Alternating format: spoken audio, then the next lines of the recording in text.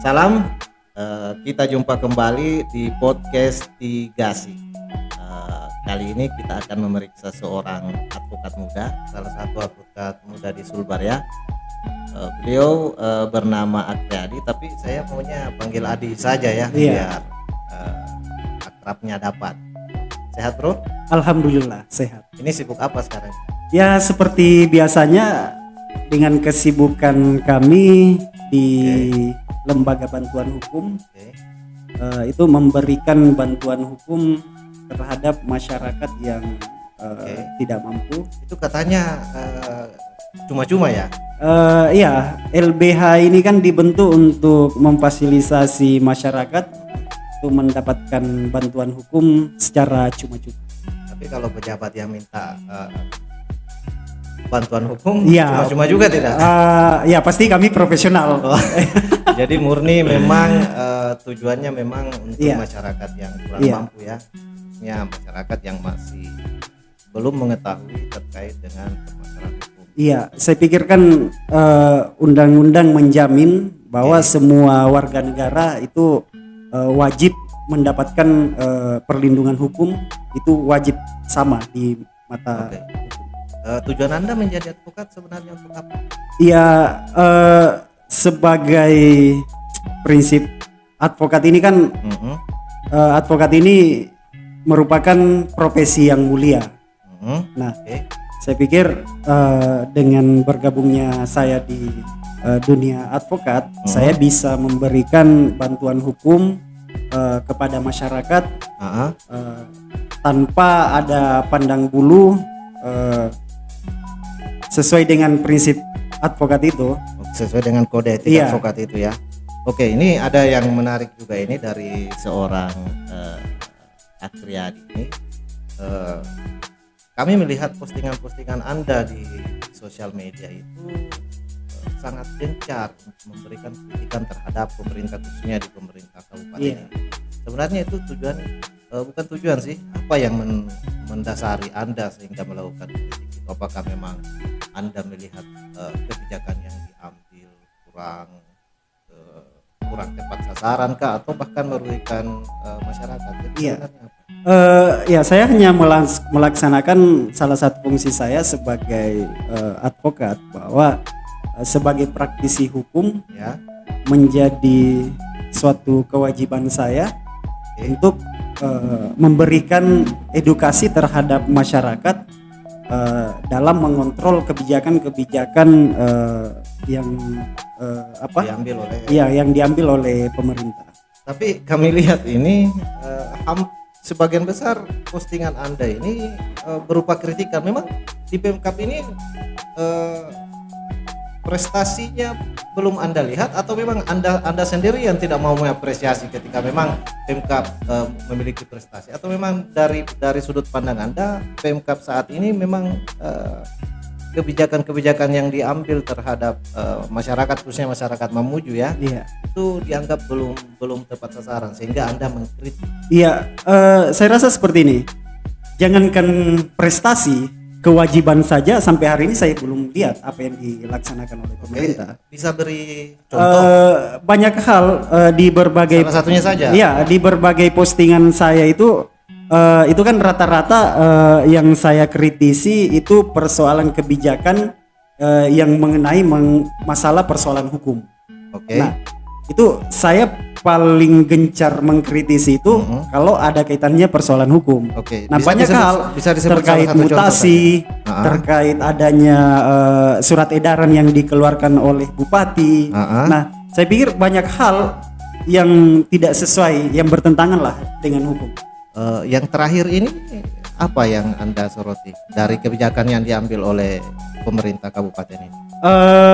Mengenai sampai hari ini kan masih bergulir. Contohnya salah satunya terkait persoalan mutasi, mutasi ASN. Anda lihat terhadap kebijakan mutasi itu seperti apa pandangan Anda? Itu lebih syarat kepada kepentingan politik. Kepentingan politik yang seharusnya itu tidak dikaitkan dengan output dari sebuah kebijakan. Undang-undang menjamin persoalan itu. Seharusnya dalam melakukan mutasi tidak itu persoalan kepentingan seperti itu harusnya dikesampingkan. Kita lanjut bro. Iya. Anda kan waktu pilkada 2020 yang lalu kan masuk dalam salah satu tim hukum salah satu calon yang maju kan. Iya. Dan kemudian pada akhirnya KPU Mamuju menetapkan Anda berada di pihak yang kalah. Apakah itu merupakan salah satu hal yang mendasari kritikan Anda terhadap pemerintah yang sekarang ini yang memenangkan pilkada yang lalu? Kegiatan kami yang kemarin aktif mendampingi salah satu pasangan calon yang kalah dalam pilkada. Saya pikir itu tidak ada kaitannya dengan kritikan saya, karena apa yang saya laksanakan kemarin, saya bukan bagian dari tim pemenangan ataupun tim sukses. Nah, saya hanya bersikap profesional dalam melaksanakan tugas saya sebagai pengacara. Nah, terus kaitannya dengan kritikan saya hari ini, kenapa saya katakan itu tidak ada hubungannya? Saya hanya memposisikan bahwa saya masyarakat Mamuju. Jadi apa yang menjadi kebijakan pemerintah hari ini itu pasti saya rasakan juga dampaknya ke kami sebagai masyarakat Mamuju. Nah, saya sebagai aktif sebagai praktisi hukum. Nah, yang saya anggap bahwa saya punya kapasitas keilmuan untuk mengkritisi persoalan itu. Jadi tidak ada salahnya saya memberikan edukasi terhadap masyarakat terkait apakah masyarakat menerima ataupun tidak. Saya kembalikan lagi ke mereka. Jadi tidak ada kaitan dengan posisi Anda di pilkada 2020 ya, kemarin. Saya sebagai pengacara pasti bersikap profesional. Siapa yang membutuhkan jasa kami pasti itu yang kami dampingi. Jadi jika saya tanya di pemerintahan sekarang, apa hal yang positif yang Anda lihat di pemerintahan sekarang? Sampai hari ini saya belum melihat prestasi satupun itu tidak ada? Tidak ada. Ini menarik ini. Ini kan postingan Anda di Facebook terakhir, kami melihat Anda juga mengkritik DPRD provinsi ya. Iya. Nah, ini hal yang menariknya di sini, apakah karena ketua DPR-nya punya kaitan dengan Pemkab yang Anda sering kritisi, atau memang ada hal lain yang Anda lihat? Karena kami melihat kritikan Anda itu terkait dengan respon DPRD atas adanya kritikan dari masyarakat seputar kebijakan mutasi yang diambil gubernur pada akhir masa jabatannya itu. Iya, saya kan seperti yang saya katakan tadi bahwa saya ini kan anti terhadap kesewenang-wenangan. Nah, terkait persoalan mutasi di Pemkab Mamuju kemarin itu saya salah satu bahkan sampai sekarang yang konsisten untuk mendampingi teman-teman ASN yang merasa dirugikan terhadap mutasi itu. Nah, kaitannya dengan mutasi yang terjadi di Pemprov, sebelum saya mengkritisi kan saya harus melakukan kajian dulu terhadap suatu kasus. Nah, saya berpendapat bahwa mutasi yang terjadi di lingkungan pemerintah Provinsi Sulawesi Barat, menurut kajian saya itu sudah sesuai prosedural. Nah, karena melihat dari beberapa surat, termasuk surat dari Kemendagri itu saya sudah baca semua, dan mereka mengizinkan.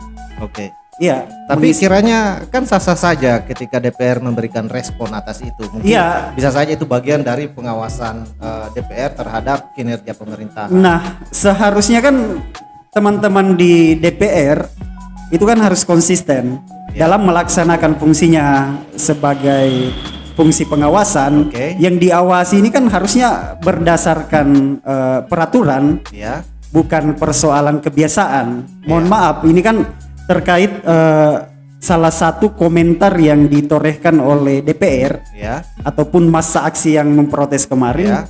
Ini kan karena ketidakbiasaan pemerintah Provinsi Sulawesi Barat melakukan pelantikan di malam hari.